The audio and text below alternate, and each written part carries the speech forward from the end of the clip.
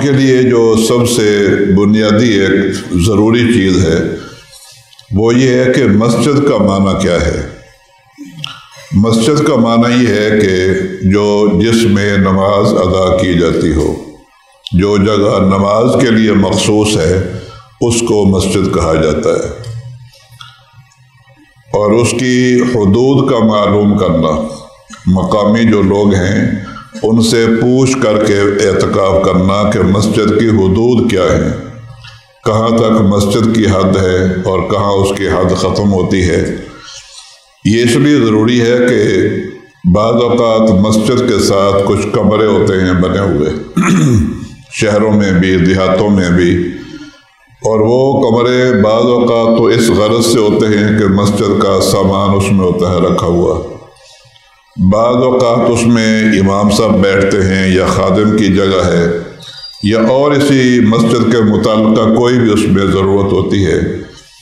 تو وہ مسجد کا حصہ نہیں ہوتی،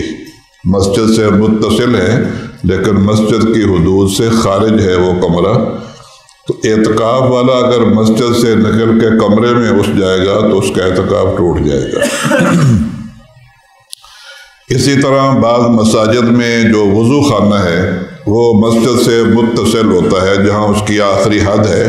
اس کے ساتھ ہی آگے وضو خانے بنے ہوتے ہیں۔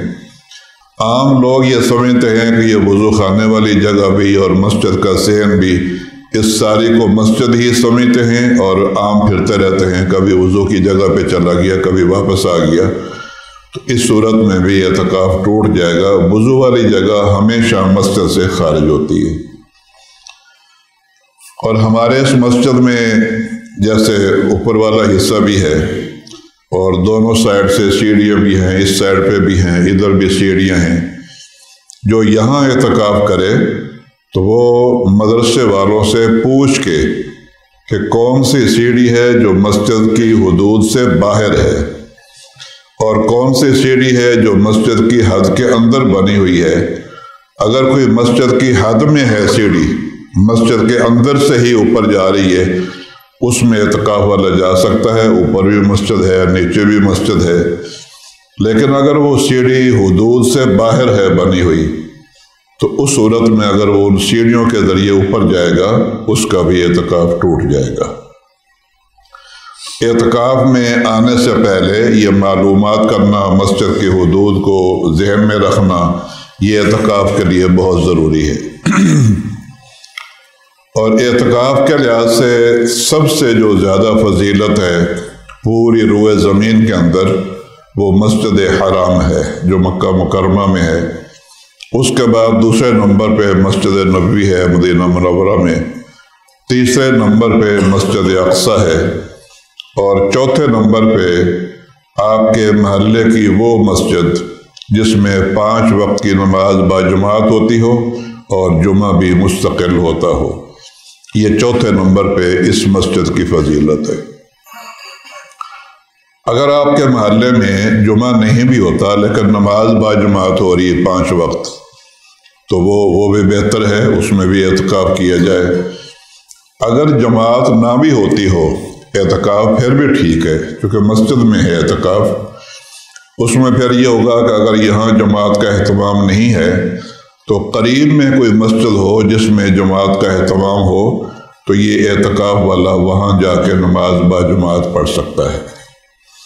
اسی طرح اگر یہاں جمعہ نہیں ہوتا جس مسجد میں اعتکاف کر رہا ہو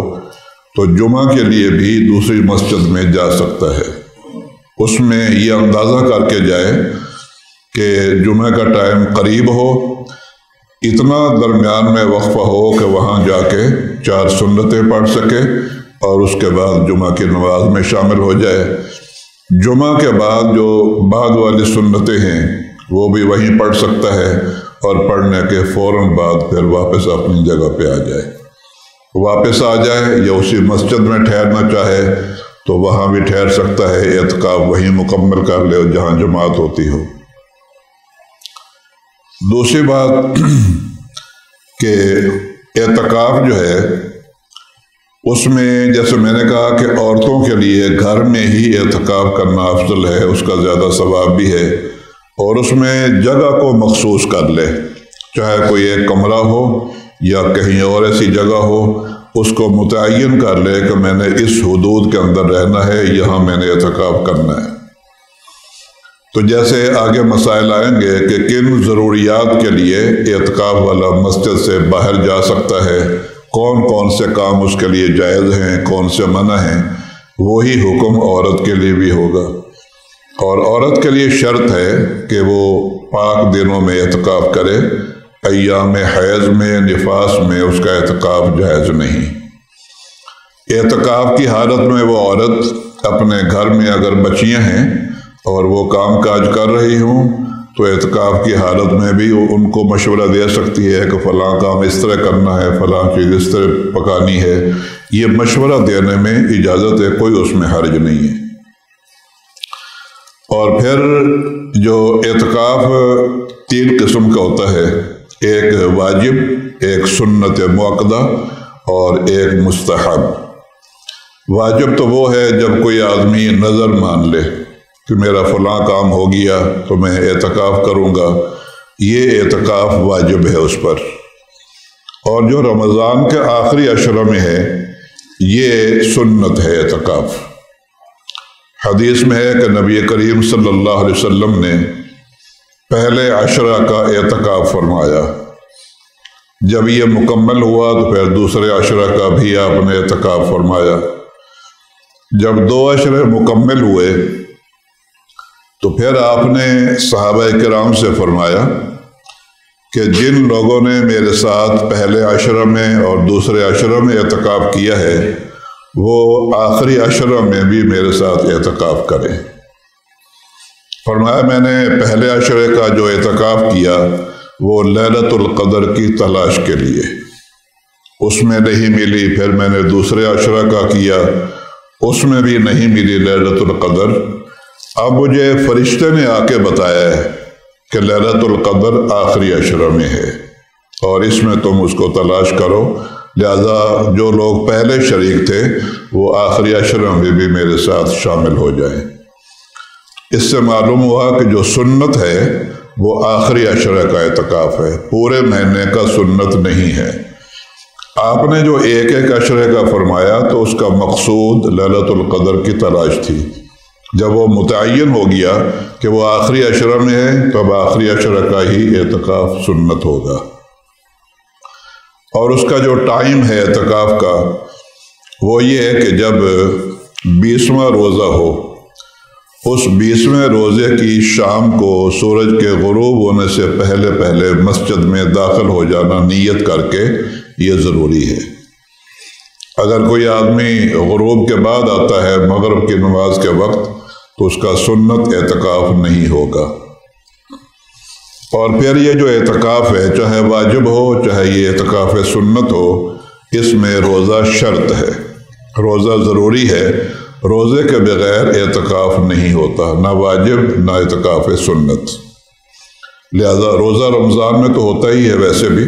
لیکن روزہ شرط ہے اس کے لیے۔ اگر یہ اعتکاف درمیان میں کہیں اگر ٹوٹ جائے، خلاف ورزی کی، اعتکاف نہ رہا، فاسد ہو گیا،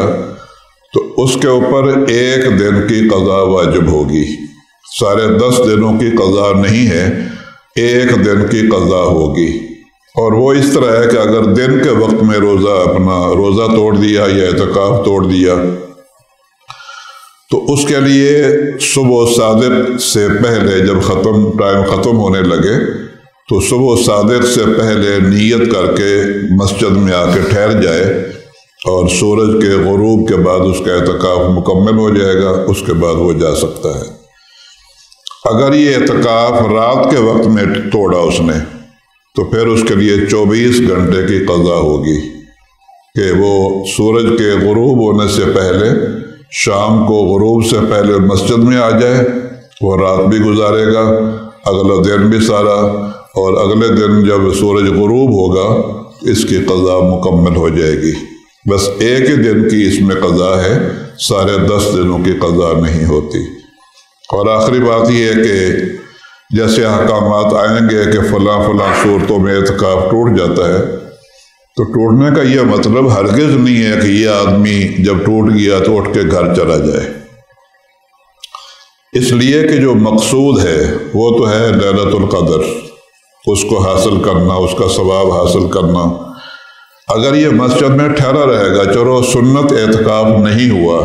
لیکن نفلی اعتکاف تو ہے نا ابھی،